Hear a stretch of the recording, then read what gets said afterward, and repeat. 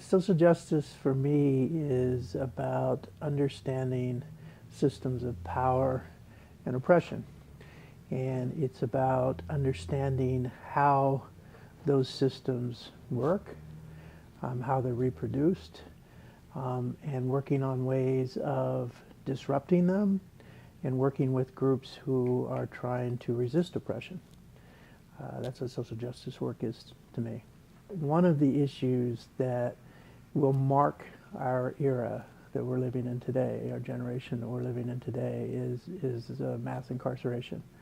And for me, I've devoted much of my work to the decarceration movement. Of course, we just elected a president who I think is also has the potential of threatening our democracy. And so I think perhaps what may, while my work personally has been organized a lot around urban poverty and incarceration and so on, I think that we are going to have to work together across a lot of racial, ethnic, class, gender, sexual boundaries to preserve or fight for our democracy in the next 4 years. And so I really think that is going to define our work. It's going to have to define our work, because I do think that given the current presidential election and many of the appointments that it appears that he's going to empower or put into place, that we are moving towards the potential for a neo-fascist government.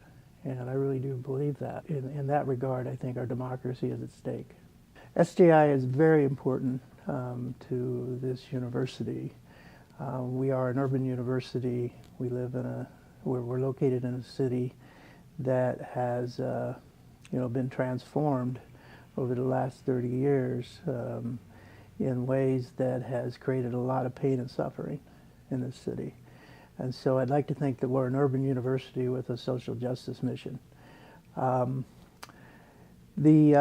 Universities are really not organized to do social justice work.